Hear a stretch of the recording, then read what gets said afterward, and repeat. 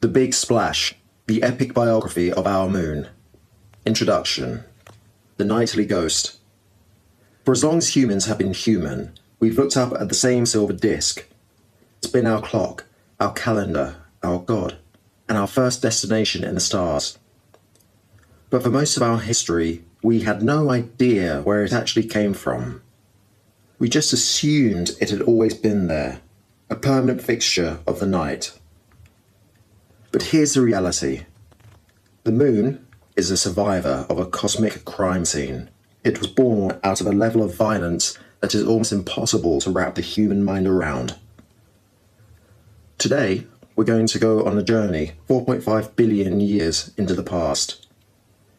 We're going to witness the death of a world, the birth of a satellite, and discover why, without that giant rock in the sky, you and I probably wouldn't exist. Part 1. The Hadean Eon. When was it created? To understand the moon's birth, we have to go back to the Hadean Eon.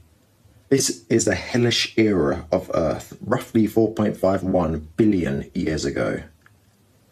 The solar system back then looked nothing like the orderly neighborhood we see today. It was a construction site.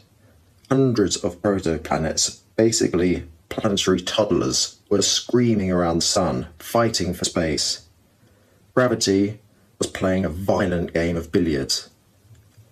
Scientists used to think the moon was much younger, but thanks to the Apollo missions, we got our hands on the black box of the moon.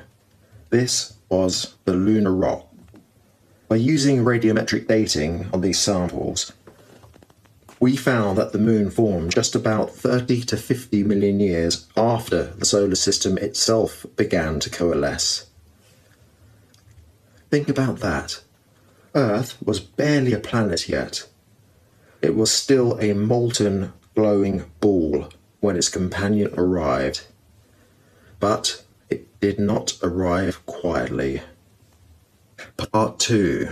The Big Splash. The leading theory. The leading theory, the one that 99% of planetary scientists agree on, is the giant impact hypothesis, often nicknamed the Big Splash. Enter Theia. Theia was a protoplanet about the size of Mars. For millions of years, it shared an orbit with Earth, trailing behind like a shadow. But as Theia grew, its orbit became unstable. Eventually, the two worlds couldn't ignore each other any longer. Around 4.5 billion years ago, Theia slammed into the Earth. This wasn't a head-on collision. If it had been, both planets probably would have shattered into millions, if not billions, of pieces and ended up in the asteroid belt. And instead, it was a glancing blow. The physics of the crash. Theia hit Earth at an angle. The iron core of Theia sank into the Earth, merging with our own core. This is why the Earth has such a massive magnetic field today. The outer crusts of both Earth and Theia were vaporized and blasted into orbit. For a brief period, Earth looked like Saturn, surrounded by a ring of red-hot rock and vapor. This is what scientists call a synestia, a donut-shaped cloud of vaporized rock. But gravity is a patient builder. Over a period of time, some simulations say it took less than a century, others say it happened in just a few weeks. This debris clumped together. The result? Enter the moon. The evidence. Why do we believe this? Because when we compare Earth rocks to moon rocks, the oxygen isotopes are nearly identical. They are made of the same DNA. The moon is essentially Earth's mini-me. created from our own ribs and the remains of the fallen fear. Part 3. The what ifs. Alternative theories. Before the giant impact theory became the gold standard in the 1970s, we had some other wild ideas, and honestly, they weren't bad guesses for the time. The fission theory. The daughter theory. Proposed by George Darwin, son of Charles Darwin, this theory suggested that the early Earth was spinning so fast that it became oblate, like a piece of pizza dough being spun and tossed. Eventually, a huge chunk of the crust just flew off into space.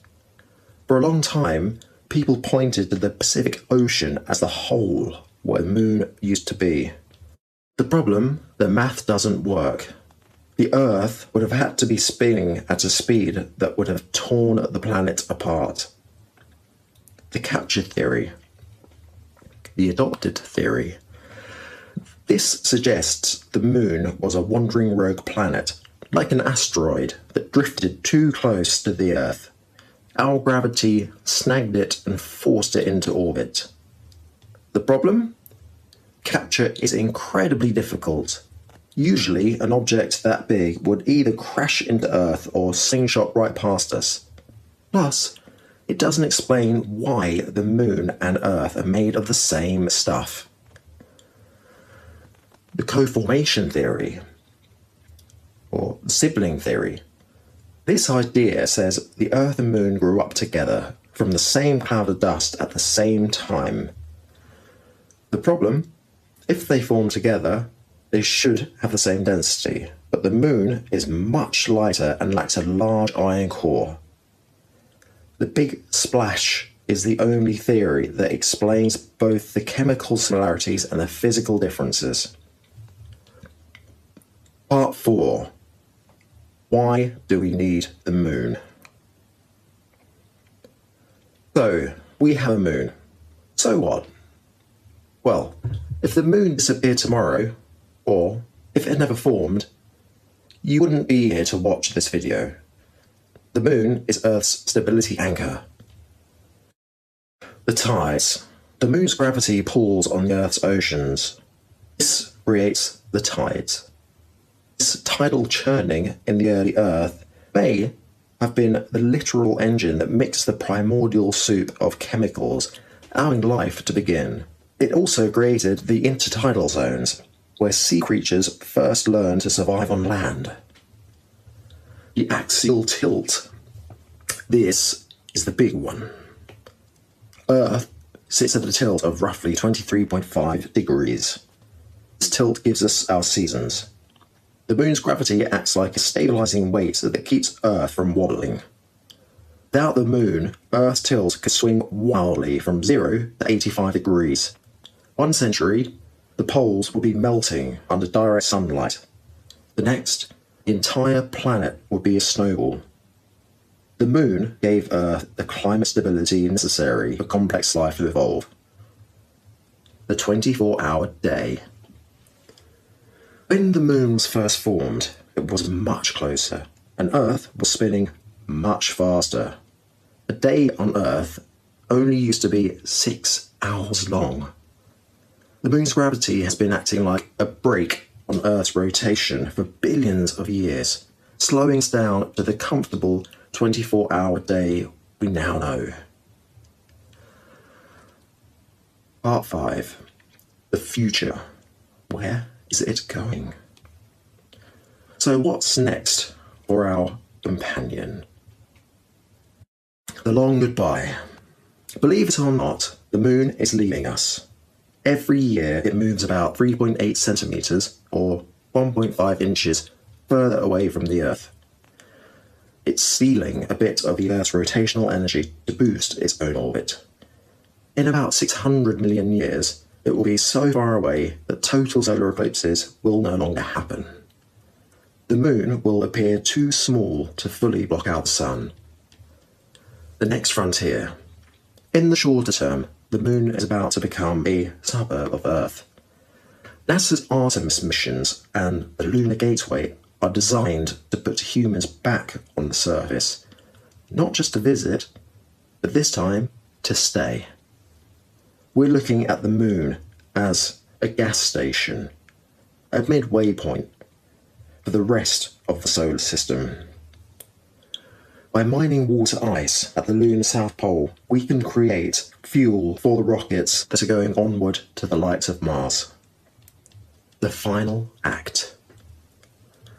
Billions of years from now, when the sun begins to die and expands into a red giant, it will likely swallow both the Earth and the moon together. They were born in fire, and they will end in fire. Conclusion. The moon isn't just a rock. It's a piece of us.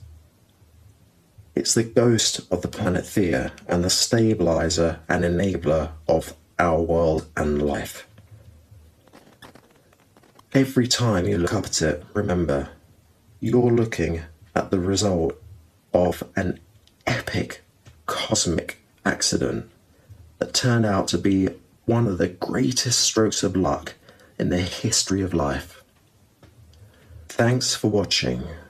If you want to see more deep dives into the chaos of our cosmos, hit that subscribe button. And until next time, keep looking up at the stars.